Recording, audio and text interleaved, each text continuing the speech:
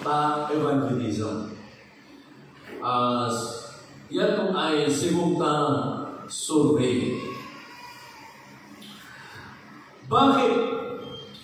This is the good news that can alter the eternal destiny of a person. Ito lamang po ang tanging magandang balita na pwede baguhin, palitan ang destinasyon ng kaluluwa ng isang tao. Noong naging namyaw, kinulong mo, imbes na umay ka na impyerno, lumatay ka, umay ka na lagi. So, napakahalaga po itong verse na ito. Gusto kong i-share sa inyo this morning. What is our message?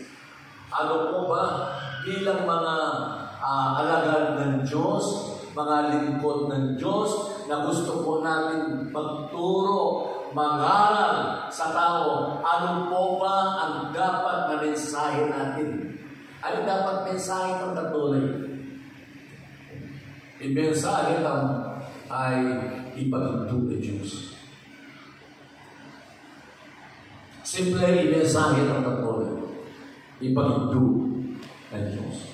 So, kita ng lectura John 3:16, For God so loved the world that He gave His only begotten Son, that whosoever believes in Him shall not perish, but have eternal life. Ganoon na lamang ang pag-ibig ng Diyos sa sanlibutan na Kanyang binigay ang Kanyang buktong na anak upang sino man ang nananampalataya sa Kanya ay hindi mamamatay bagkus magkakaroon ng buhay na walang hanggan.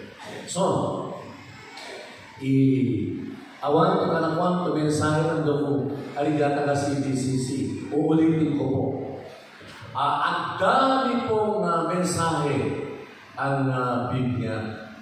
Pero ang isa sa pinakamahalagang mensahe yan ipag-ibig ng Diyos ang tunay.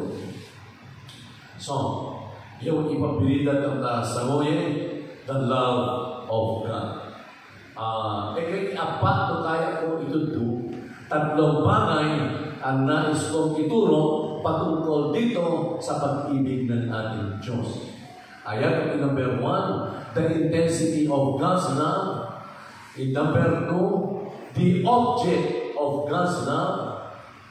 In Bekatalo, the demonstration of God's love. Pagkatapos, the result of God's love. So, ayan ito ipabilidad ng intensity, object, demonstration, resulta. Na iba na, isikat na pag-ibig ng Diyos ay object.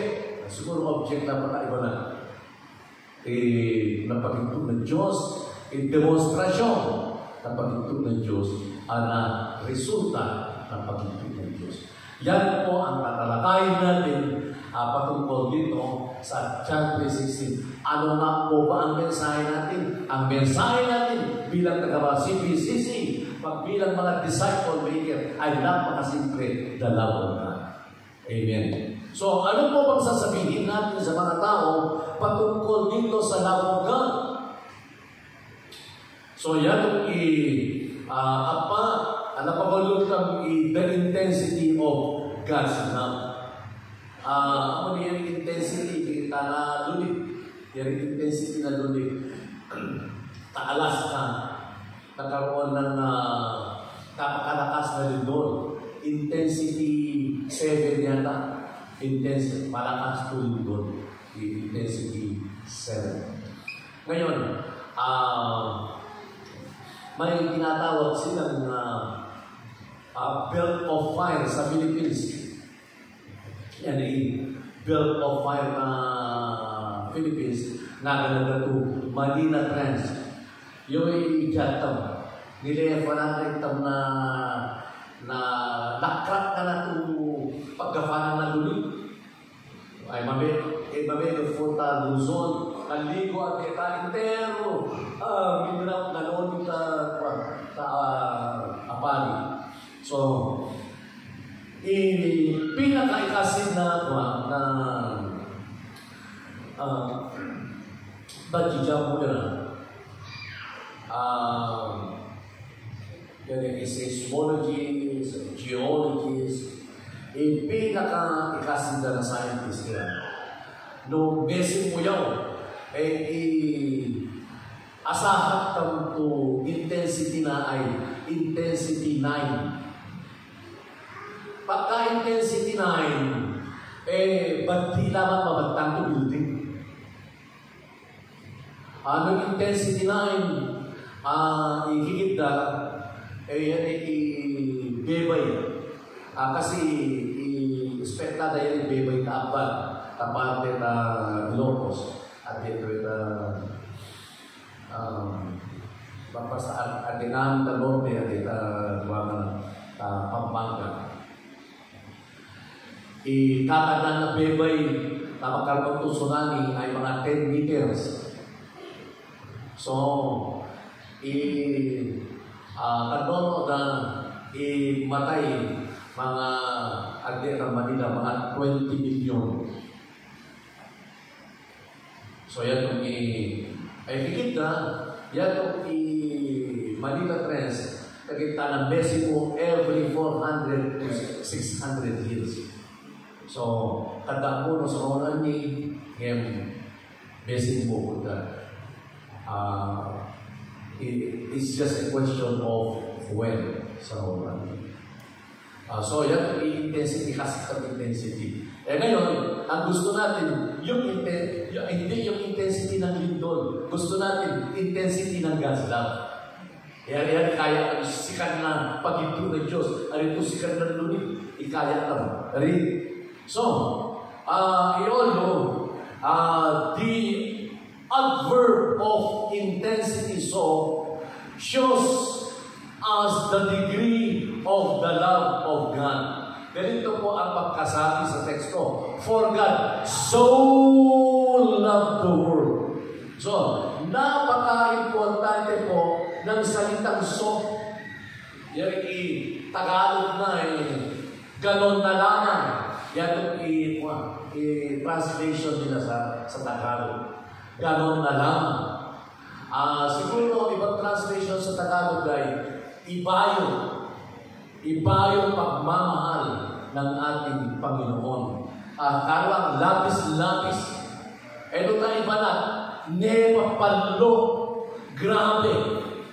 So, kung nununod ng pag-ibig ng Diyos, pag-ibig ng Diyos ay grabe, nepapalo, lapis-lapis, ibayo, at tunay, gano'n na naman. Pag-ibig ng Diyos.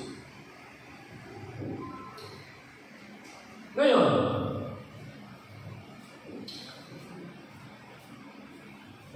si Jesus mismo, so nakita po natin sa Bible yan, grammatical structure ng text po natin. Gaya iso. Yan, inalaman na iso nga na adverb of intensity. Magipasigan na degree na pag-ibig ng Diyos. Jesus Himself declared it. Yung grabe, nepapaglo, iba yung pag-ibig ng Diyos. Si Jesus mismo nakikita. Hindi po ito galing sa media.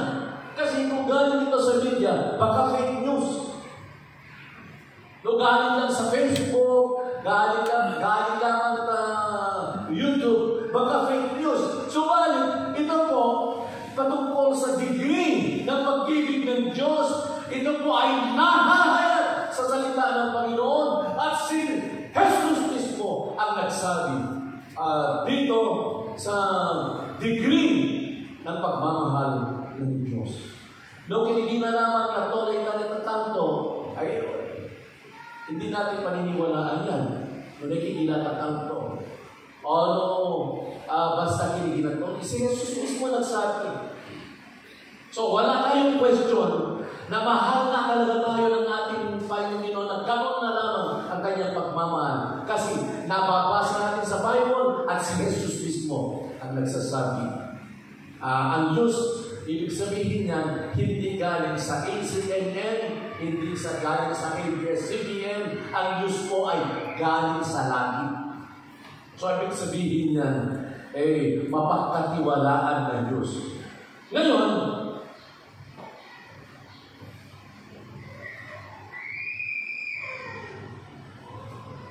ang magnitude, the magnitude or the intensity or the degree of God's love is beyond compare. Ipagidto na Diyos talitang ay awan to ke-compare na.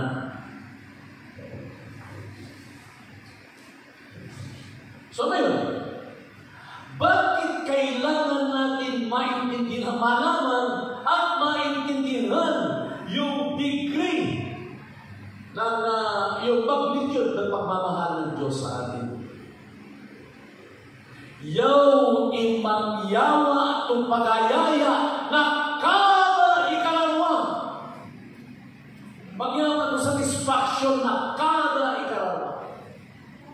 Kung alam po natin na mahal tayo ng Diyos, yung kanyang pagmamahal ay labis-labis, grabe ipagmamahal, idanay tamto imammo, idanay tamto satisfaction. Ito merong Diyos na nagmamahal na labis-labis ang kanyang pagmamahal. So, sunod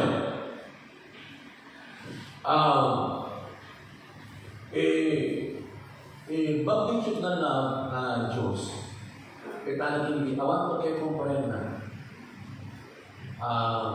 Yan i-love to greatest to love. Beyond compare. Awan pagkakong tolay to egret ko na to pagkitulan. Greatest love has known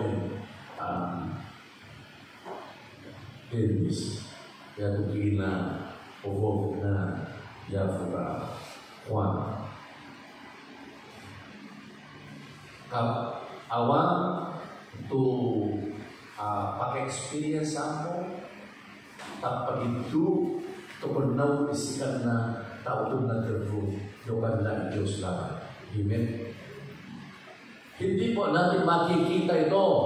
Mararanasan ito dito sa mundo, sa tao, siguro sa program, sa kaibigan mo, maski kaatawa, maski kaanak mo, ayaw mo maranasan niyo. Kani Jesus mo lamang maranasan niyo. Amen. Diyos mo lang maranasan niyo. So, ano patang ipag-ibig ng Diyos, ay ano patang intensity na love.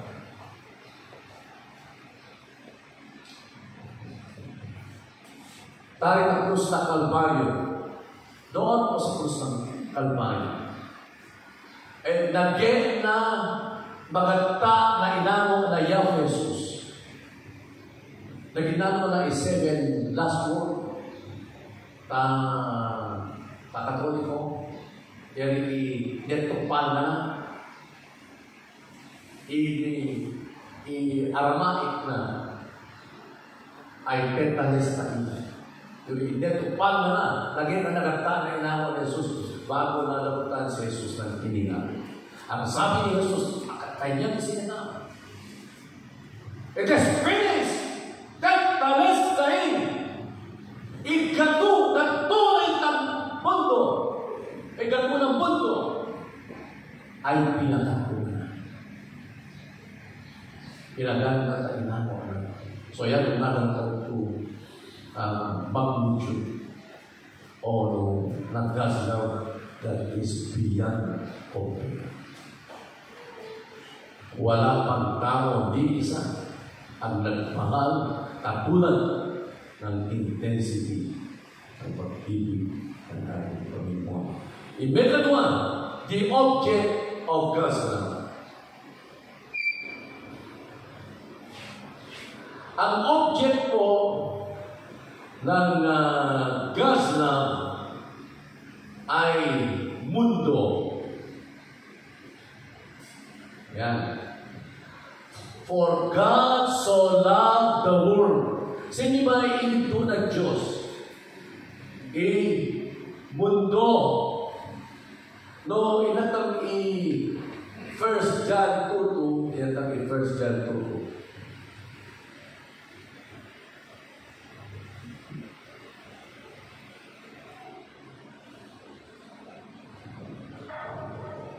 Yan.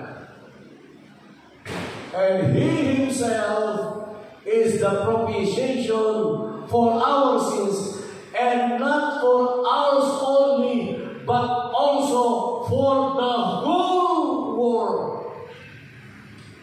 So, ipatay ni Jesus para takalili. Ipatay ni Jesus para taintero mundo. Sino nagsabi doon? Ako? John 3:16, si Jesus mismo.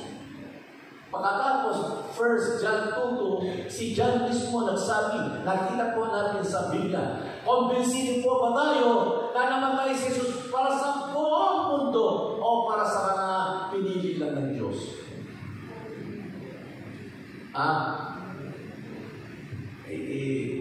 Ilan lang next to verse 3, Timoteo.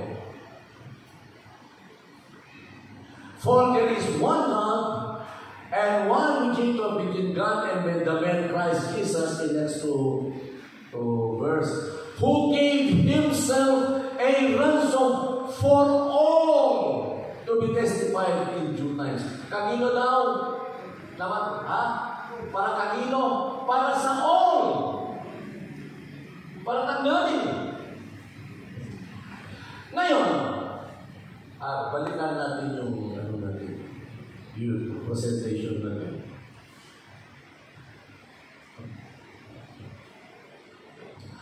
Bakit po napakahalaga na maintindihan ng CBCC na si Jesus ay hindi lamang siya namatay para doon sa mga pinili o nag-ilit. Bagkus siya po ay namatay para sa ating lahat. Bakit kailangan maintindihan natin yan? So that we can say assuredly with confidence to everyone that God loves them. Kasi ngayon, yung tinanggal po natin dito sa charts dahil malinaw ang doktrina ng CBCC. Dahil si Jesus daw hindi namatay para sa sanlibutan. Si Jesus daw ay namatay lang doon para sa mga pinili daw. So, ang paniniwala nila, Jesus died for the elect, for a certain few, hindi para sa lahat ng tao. Kung si Jesus ay namatay para lang sa pinili ng Diyos, hindi mo masasabi sa bawat tao na ikaw ay mahal ng Diyos, mahal ka ng Diyos, mahal ka ng Diyos. Ito ang mga Calvinist, hindi na masasabi sa tao na mahal siya ng Diyos sapagkat hindi mo daw alam kung sino sa inyo ang minahal ng Diyos. So, hindi ko masasabi na mahal ng Diyos si Michelle, si Izzy, kasi kakuan mo nung tugalan mo ng Diyos ang Ama. Kasi, Diyos, akan tunay si Jesus pagtangan. Kayo ba, masasabi po ba natin sa tao, sa mga kaibigan natin, kapitbahay natin, na mahal sila ng Diyos? Wala tingin? Wala ang tingin kasi naniniwala tayo na mahal ng Diyos ang sanlibutan namin tolay. Kung Calvinist ka, kamuyahigit. Tingin ko na kayo ni Kristo mahal ng Diyos, hindi ko naman sigurado kung si Jesus namatay para sa Kanya. So, ngayon, we do not believe in limited atonement. Hindi po tayo naniniwala sa katuruan ng Calvinism patungkol sa limited atonement. Ito ang katuruan ng Calvinism, yung 5 points ng Calvinism. Yung tulip, yung T, total depravity, yung U, unconditional election, and limited atonement.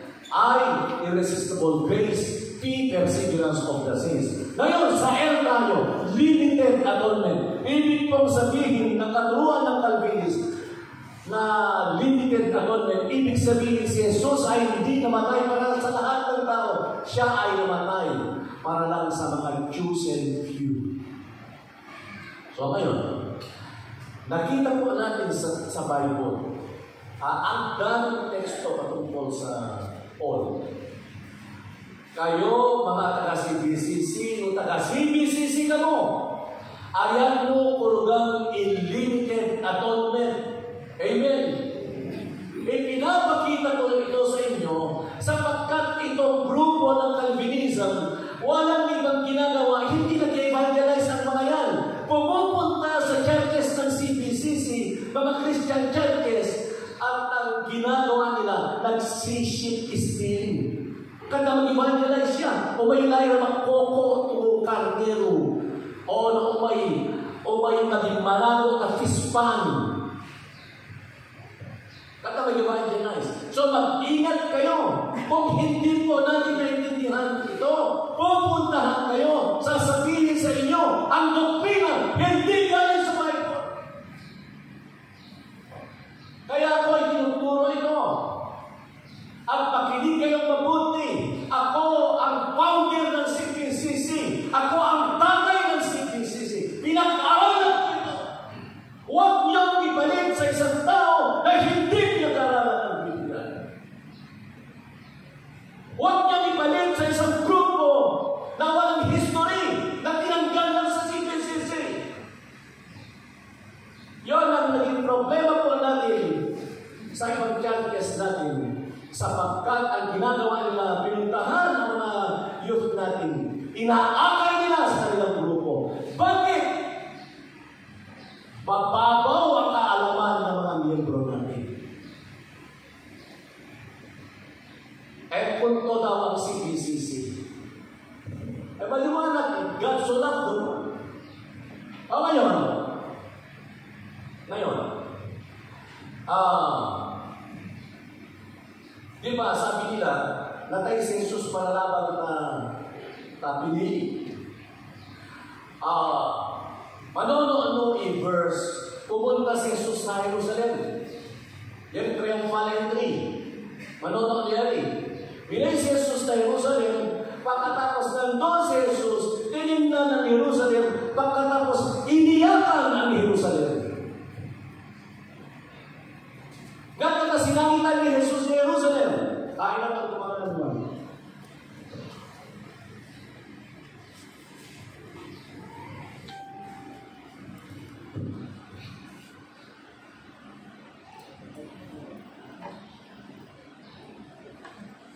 Lucas, Kapitulo 19, versikulo 41 at 44. Sige. Lucas 19.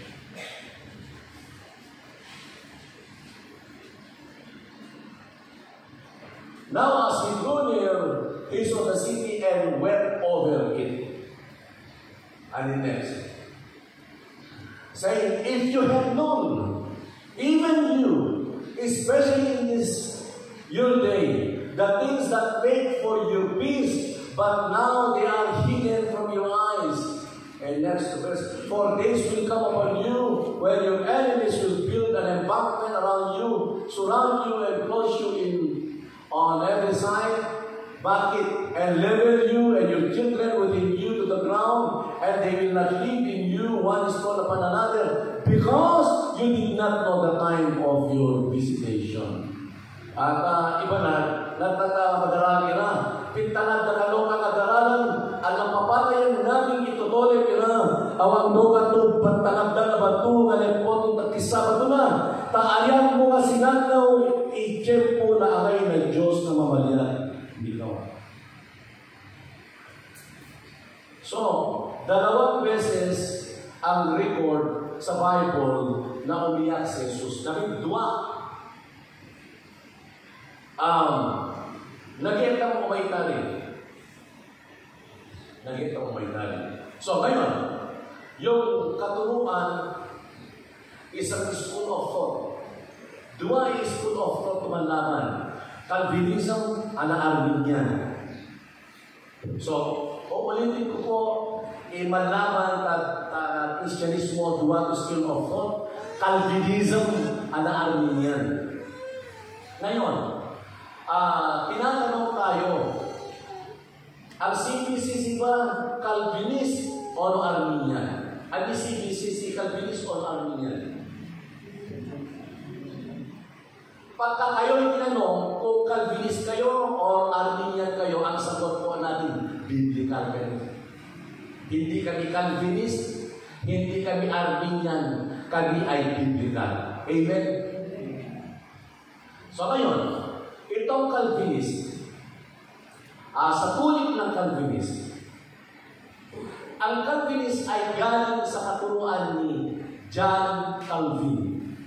Mga 400 AD. Okay, so, katuruan po yan ni John Calvin, kaya naging Calvinist. Kasi yan ay katuruan ni John Calvin. So, kung ang katuruan ni John Calvin ay tinatawag ay Calvinist, so yung mga proponent ng Calvinist, mga naniniwala dito, ay sinusundan yung katuruan ni John Calvin, ang Calvinist na wira. O ngayon, kung sinasabi mo Calvinist ka, sinusunod mo, pinahiniwalaan mo, tiyayakap mo ang katuruan ni John Calvin. Okay, tingnan natin. Tingnan natin next to the slide. John Calvin Commentary, Mark 14:24. Ito ang katuruan ni John Calvin. This is my blood. I have already remarked that when we are told that the blood is to be shed according to the narrative of Matthew for the remission of sins, these words direct us to the sacrifice of the death of Christ, without the remembrance of which the Lord's Supper is never observed in a proper manner. And indeed, it is impossible for believing souls to be satisfied in any other way than by being assured that God is satisfied towards them, which is shed for many. By the word many, he means not a part of the world only, but the whole human race. Si John Calvin nagtutulong. Kung yan ang katuruan ni John Calvin, yung tinanggal natin dito na si Jesus ay namatay daw para sa mga alien lang. Di kinukontra ang katuruan ni John Calvin. Sabi niya, Calvinist kami Calvinist Nami ka to Calvinist punto yan to. Si kami Calvinist. Kung Calvinist ka, katakontra mo yan. Kasi hindi mo masyadong binasa ng malalim at inaral ang katuruan ng Calvinism. So, nasilan nyo, natay, mismo ang kinatubos ka, tutulad ka, ikaturuan na natay si Jesus patang namin, akatutan na iyan naman. Nakomprende no? So, gamay ka mo, kinigda ka na natay ni Jesus patang namin. Abot yung verse na. Kinando tumapya, ilistano tumapya, ta umay itap balay no, talipagod din no. Kapalit na umay ka mo na infierno.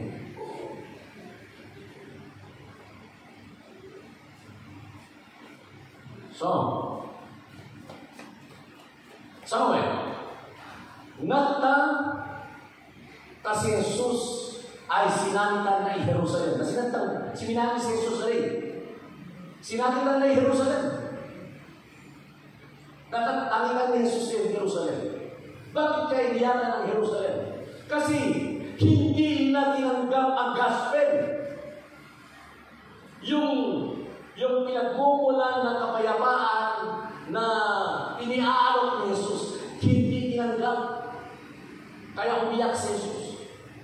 Kasi, mapapahamak sila. Iwendesi mo nila mo.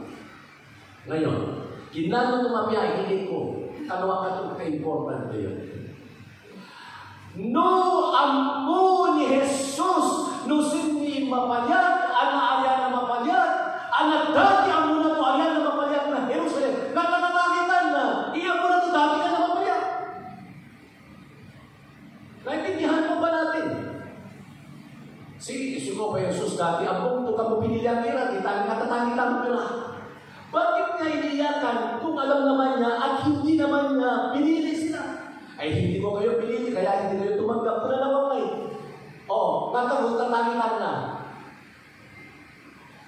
Kasi, yung si Jesus, the gospel, tanginan na ito. Pabilitan ng sa kaya ni Musol, ito kikindi Calvin. At please, para sa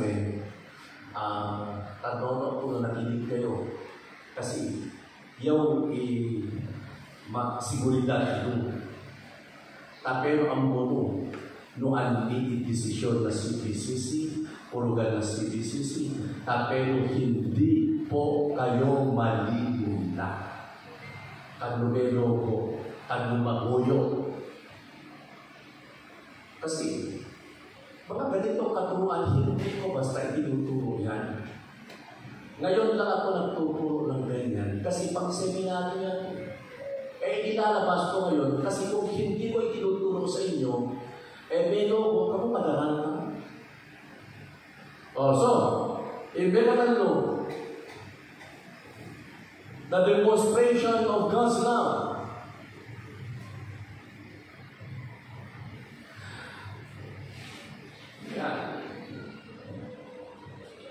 But God shows His love for us in that while we were still sinners, Christ died for us. Romans 5:8.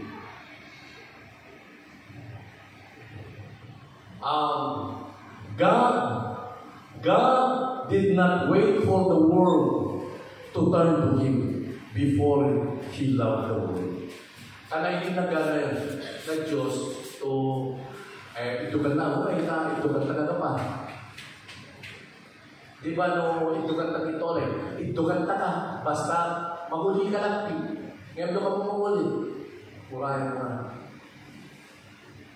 Di ba ito na i-love na tole? Gusto natin, sige, mamahalin kita, ganito ang kondisyon natin. Mahuli ka uli mo lifestyle. Si Jesus, bilang taga-huli tole, Kala nirikwal kumahuli lang dito na nakikita dito. Tayo ako sa Kalbaryo, i-demonstrate ng Diyos. Ipagitulan. Dito. Jesus is the greatest gift of God to mankind. Si Jesus, ikadakanlang to gift ng Diyos patuloy. Di ba kung meron tayong minamahal at gusto natin pakita sa Kanya kung gaano natin siya kamahal, binibigyan natin siya ng siguro ikaw, no sing-sing, o no bracelet. Ngayon, kung sinasabi natin mahal kita at ito tanda ng pagmamahal ko sa iyo, bibigyan kita ng hikaw, pagkatapos iyelo na ihikaw, after one day, nagbulit talinga na, kasi fancy ba, no? Hikaw ito niyawa mo, abong patigtugan na mababang pagmamahal mo sa akin fancy na mahal kita, kaya idakakatulos yung paper roses. At kanamay kasi ng pagigdoon mo. So ngayon ang ating Diyos, nung inihayag ang kanyang pag-ibig sa sanlibutan, na nakinikita sa sanlibutan, mahal ko kayo. Sila mga nito kaya bibigyan ko kayo ng baka, bibigyan ko kayo ng bahay, bibigyan ko kayo ng kotse, bibigyan ko kayo ng pera. Tuloy na tinisitin ng Diyos, ito'y pasigan na ipaginto ng mundo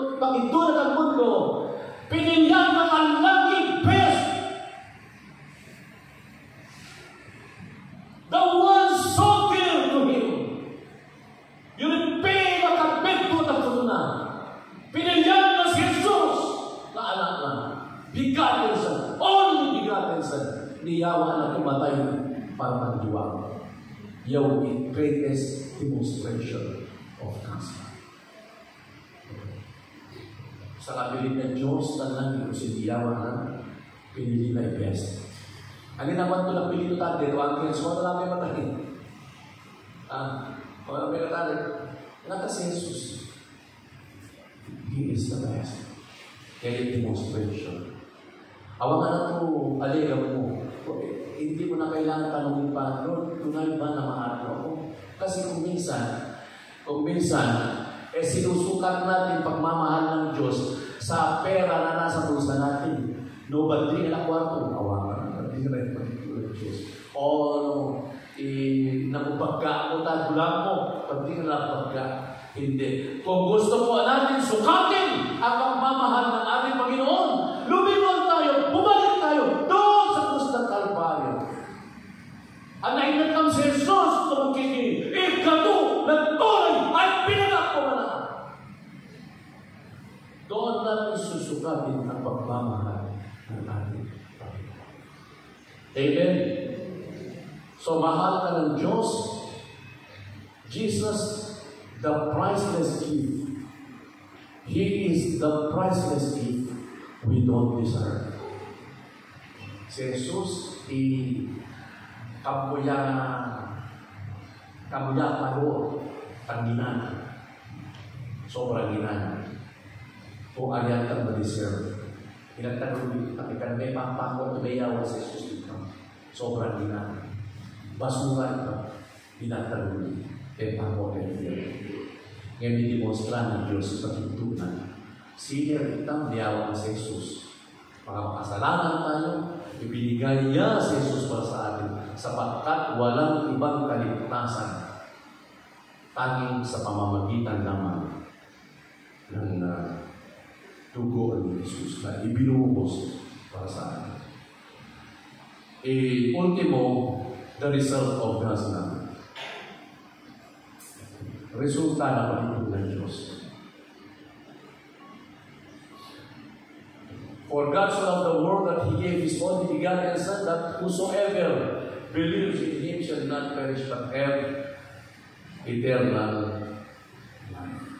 Eternal life. So yan po, iresulta na love ng Diyos ay eternal life. Yan po i-resulta.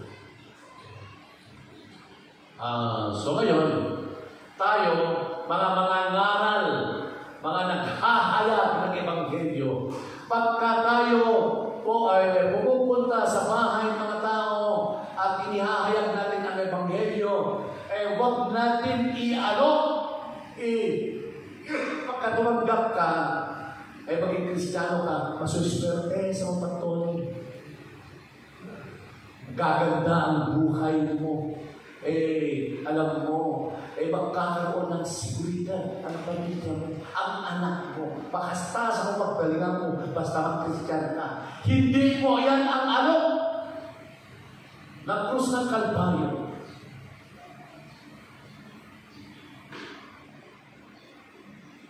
Do you proceed earthly things? Pero ng krus ng Kalbaryo, we make the gospel cheap. Pagbalingan kang to cheap i-gospel to i-krusita mo, yung kalimut ang mundo naman. Sapagkat ang alok ng krus ng Kalbaryo, kaya namatay si Jesus upang tayo ay magkaroon ng buhay na walang hanggan. Yan tayo yung matadali ka mga Kristiyan na sa ngaw, nung mabalik ka maduliko. Lakong na ginano niya pagka pinahagi ko ang salita ng Panginoon, ay nagulang pinumarli ko mo. Hindi naman ito marli ko. Ito, nung pinatawad na ka ng Diyos, sumurender ka sa kaharian ng Diyos, pagkukunan ng Diyos.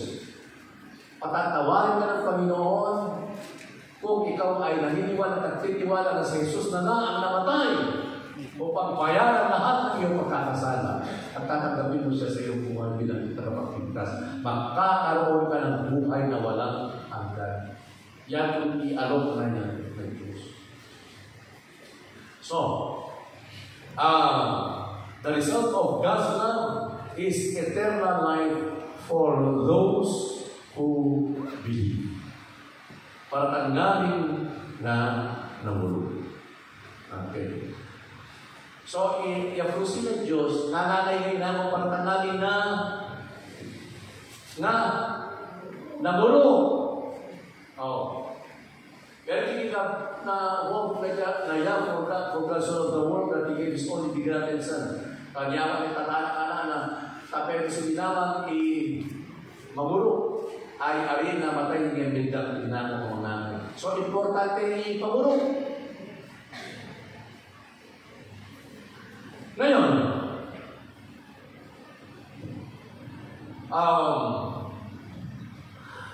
awan to mapalyat lukan na nagulog. Kaya huwag na yako, sinilamang mamulog. So, ilang kami John chapter 3, tatawag tanong mabuti mo. John chapter 3, mamelo po 14, at 16. Yeah.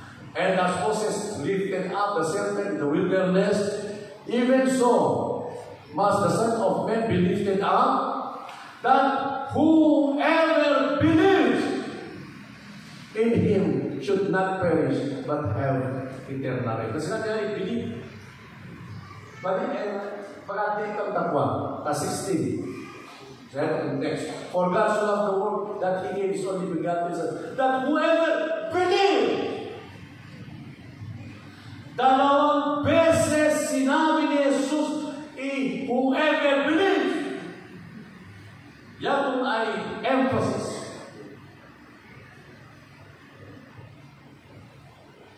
Tignan na natin ang Philippians ay Acts 16, 30 to 31. Acts 16, 30 to 31. Yan. Sige.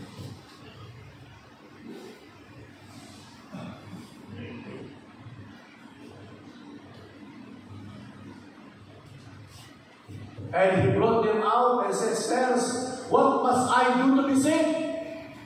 So they said, believe! Alin ko sir, na kayo mamalyag na. Alin tapat ni Apostol Pablo? Believe! So whoever believes in Him, this describes the recipient of God's love.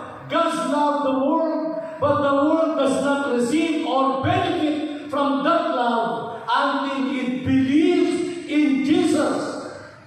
The gifts that the Father gave, believes means much more than intellectual awareness or agreement. It means to trust in, to rely on, and to cling to.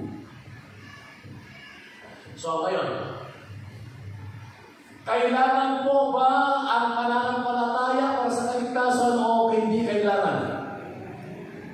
Ha? Kailangan. So, kailangan. Kasi, ito ang mga tinanggal natin, hindi daw kailangan.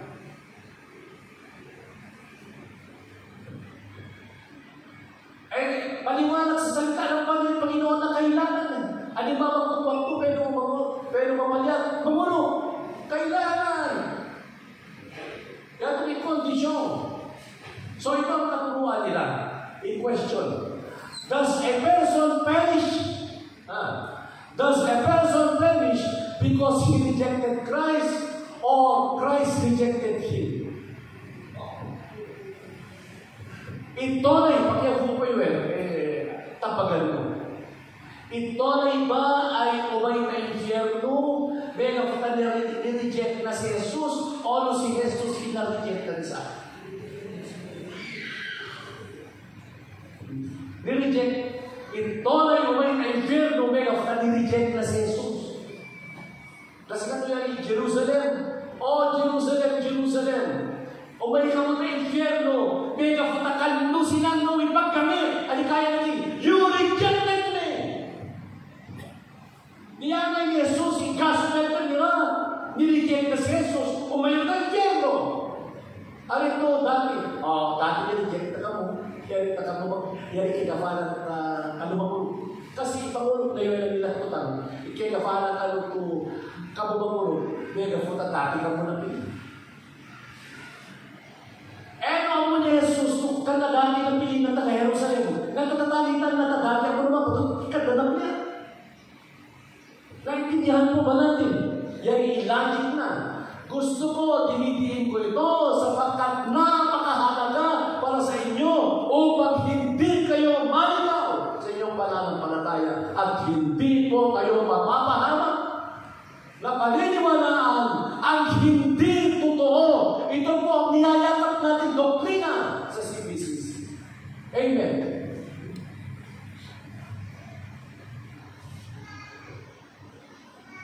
So, tatapos yan. Conclusion po natin. So, how great is the love the Father has lavished on us? From 1 John 3:1 refers to the immense and generous love God has shown towards humanity by making us His children through Christ. So, grabe iniyawan ng Diyos na kung Christian ka, may Jesus ka, binigyan ka, tumanggap ka ng napakalaking oportunidad, right, tumabalik mo anak na ng Diyos. Meron ko kayo, Jesus. It emphasizes the extravagant and bountiful nature of God's love, highlighting that we are not just love, but love in a way that is abundant and beyond measure. So, yung pag-ito, this love of God is for all whoever believes will have eternal. So, i-mensahe ang katonay pag-ito ng Diyos, intensity na pag-ito ng Diyos, object ng love ng God, demonstration ng God's love, ang nairesulta na bendisyon lang mo po, i-mensahe na naging namin. So, mag-iyeto ni kami, tapay no kami ito po lang, ito doktrina. Ayaw itasal ni Tangaran Diyos.